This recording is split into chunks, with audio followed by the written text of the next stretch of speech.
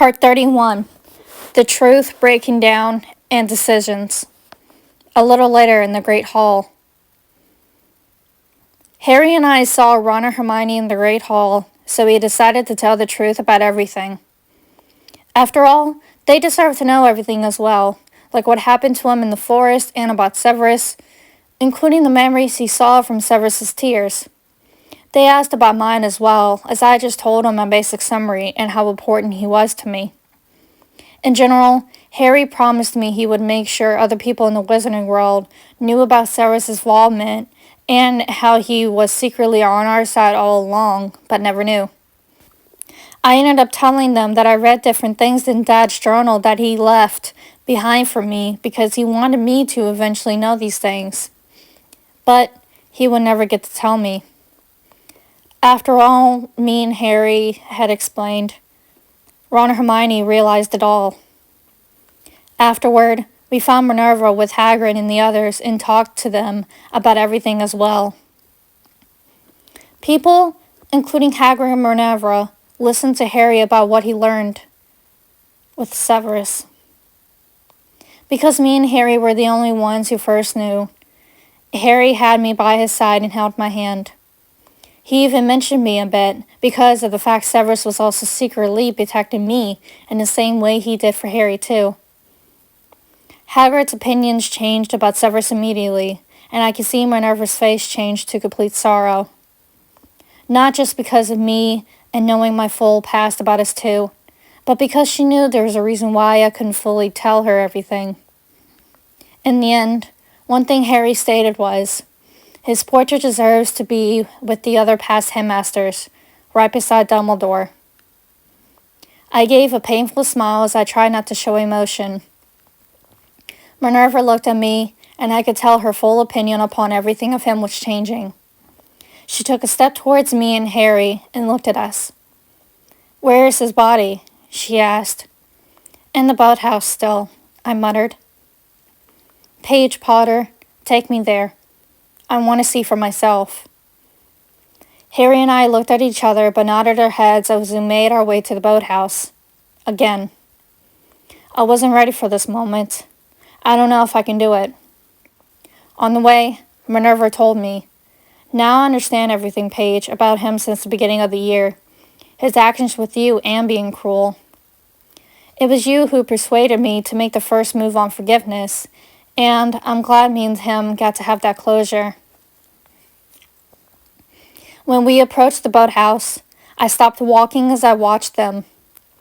I bent and placed my hands on my knees, just outside of the place.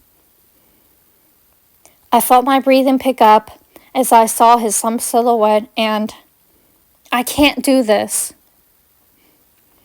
Harry and Minerva turned around and looked back at me, 2 steps away from entering. I shook my head no as Harry led her inside. A couple minutes later, Harry walked out and then she looked at me with tears in her eyes.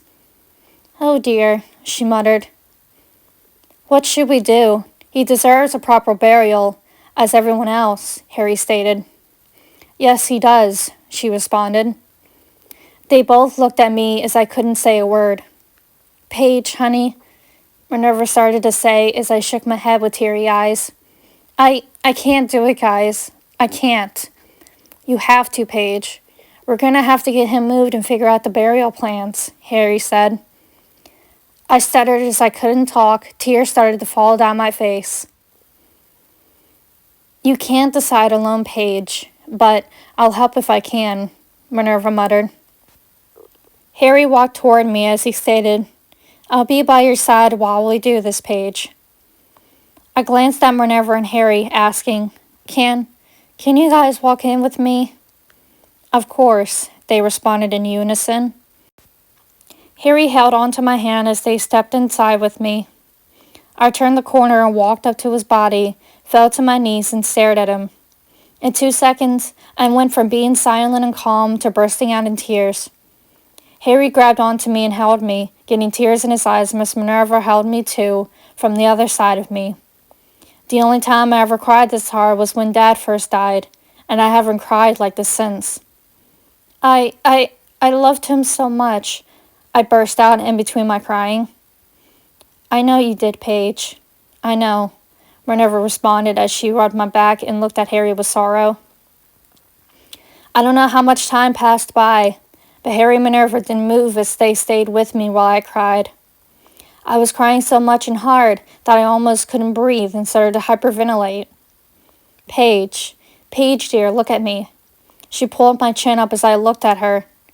Take deep breaths, dear. She motioned deep breathing and helped me so that I could calm down a little as Harry wiped my tear-stained face. My heart truly feels broken, but I'm thankful to have people around me that love me. I looked into Harry's eyes, and I could tell he was trying to be strong as he was broken as well, but I could tell he felt relieved. You ready? He asked a couple minutes later. I nodded my head, and they helped me up. I sniffled, gathering myself as I turned around and looked at Severus. I got on my knees and put my fingers through his black hair one last time. His eyes were still closed, but his body was starting to feel lukewarm since it's been a bit since his death. I felt a tear fall down my cheek as I muttered, You brave, brave man. Please be with me and send Dad my love. Goodbye, my love. I leaned in and placed a soft kiss on my forehead as I felt Harry's hand on my back. He held his hand out and helped me stand up. Minerva looked at us and Severus's body. Potter, what is that hanging out of his cloak? Harry looked questioning but leaned down and received what was in his cloak and stared at it. It's a letter, he stated, and it's addressed to you, Paige. Harry handed me the folded up letter as I looked down at the outside. To Paige Allison Dumbledore. I softly smiled emotionally as I looked at them. It's a letter from Severus. I can tell. It's his handwriting. Are you going to read it, dear? Minerva asked. I shook my head no, putting it in my cloak pocket with my precious baby picture. Not till I'm ready, Mom. Taking a deep breath, I painfully walked out with Harry and Minerva as we walked back to the Great Hall. Minerva was the one who confirmed Severus's death to everyone else as I sighed. Minerva was trying to help me and Harry decide what we should do with Severus as we were in the courtyard. Well, my parents are buried in Godric's Hollow, and Snape and my mother spent a lot of time when they were kids in the Garden of Eden, Harry said. What about places outside of Hogwarts, like Hogsmeade by the Shrieking Shack? Minerva asked. Or maybe like somewhere upon the Black Lake? It's where me and him used to go sometimes for peaceful moments when we were together, I chimed in. Well, Paige, Potter, the most sensible place would be in Godric's Hollow, for obvious reasons. The Garden of Eden would be nice too, or maybe create some kind of memorial for both Lily and Severus. I looked at Harry as he smiled at that. In fact, Paige, there was this big tree where they would sometimes lay beneath there and talk to each other. I grabbed his hand. Maybe sometime we can create a memorial of some sort for them. That way, it's a special place for them to be remembered. He held on to my hand. It's a brilliant idea. We spent a few minutes talking and debating where we should bury him. I was glad Minerva was here helping because I don't think I have the mental capacity to decide with just me and Harry. Minerva asked, Paige, you mentioned just before that the Black Lake is where you and Severus will spend quality time together?